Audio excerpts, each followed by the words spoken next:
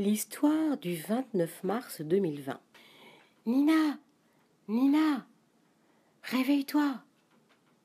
Nina ouvrit un œil. Elle avait fait une grande sieste avec sa poupée Corolle qui avait fait une grande fête avec toutes les poupées de la maison. Nina avait dessiné un gros gâteau d'anniversaire avec des bougies et même les oiseaux du grand cerisier étaient venus chanter sur le bord de la fenêtre. Et après tout ça, toutes les deux, elles étaient parties faire une très grande sieste. Nina regarda autour d'elle. Mais qui est-ce qui l'appelle ?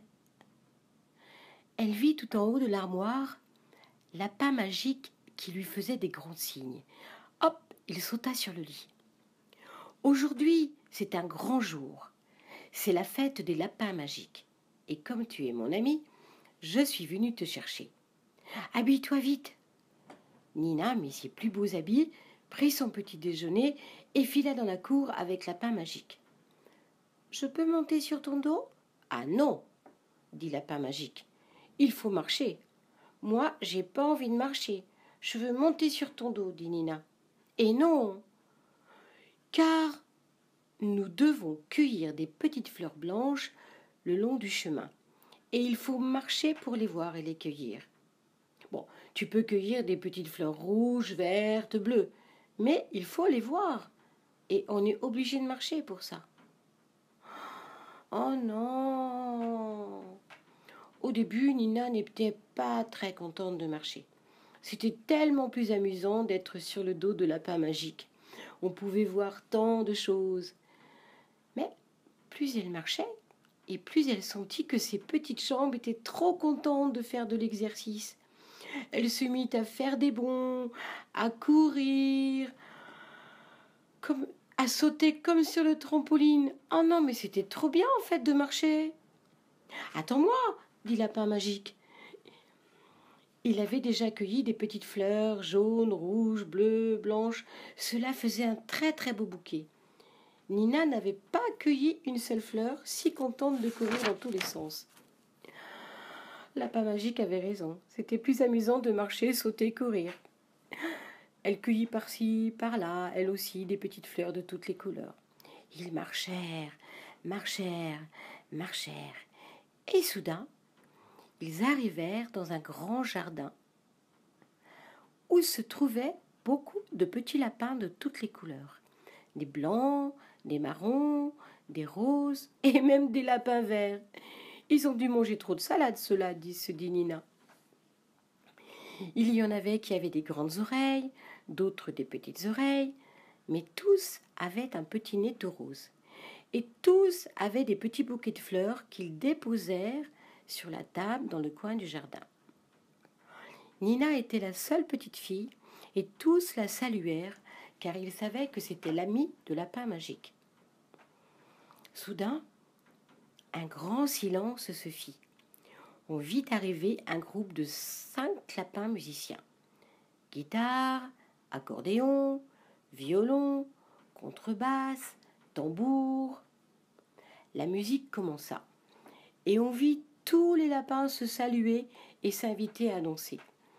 Ils firent des grandes rondes, des petites rondes, sautèrent dans l'herbe, firent des pirouettes, à l'envers, à l'endroit. Oh, c'était si drôle à voir. Nina regardait de tous les côtés. Elle n'avait jamais rien vu de si amusant. « Viens danser !» dit Lapin Magique. Alors elle aussi, elle sauta, fit des bonds à droite, fit des bonds à gauche, fit la ronde, des pirouettes à l'endroit, des pirouettes à l'envers. Oh là là, qu'est-ce que c'était fatigant quand même, hein ? Elle avait chaud, hein ? Alors elle s'assit dans l'herbe pour se reposer un peu. Elle regarda autour d'elle et s'aperçut que dans l'herbe, il y avait plein de choses à voir. Il y avait des fourmis qui transportaient des tas de petites choses, des miettes de pain, des tas de petites choses que Nina ne connaissait pas, mais que les fourmis mangent.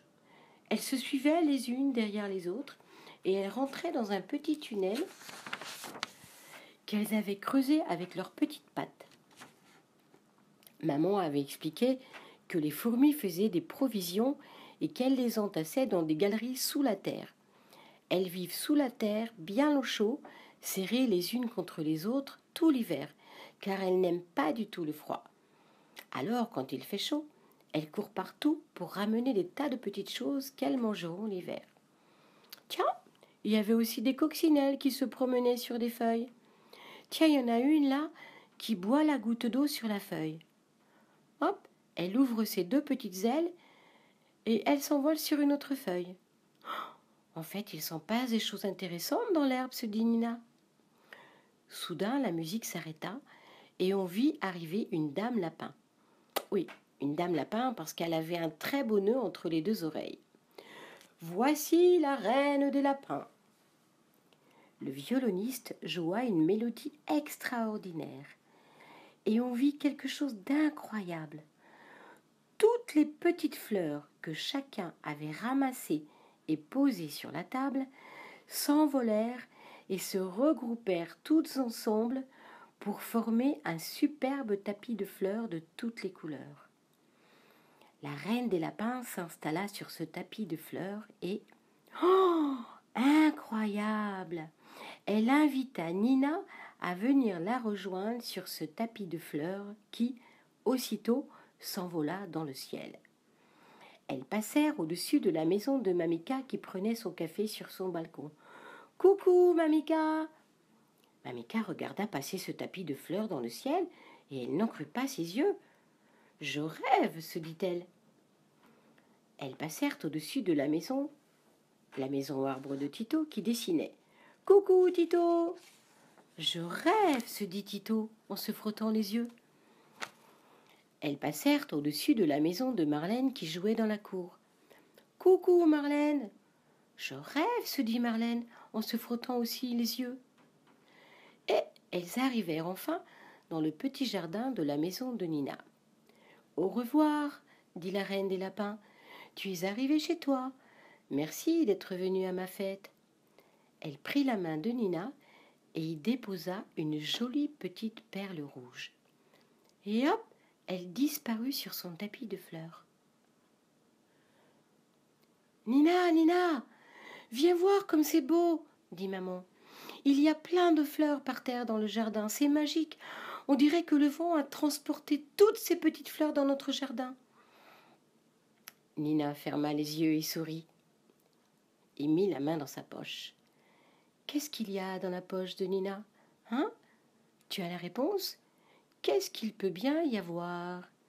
La petite perle rouge. Ta-da-da-da! La suite de l'aventure demain. Des très très gros bisous.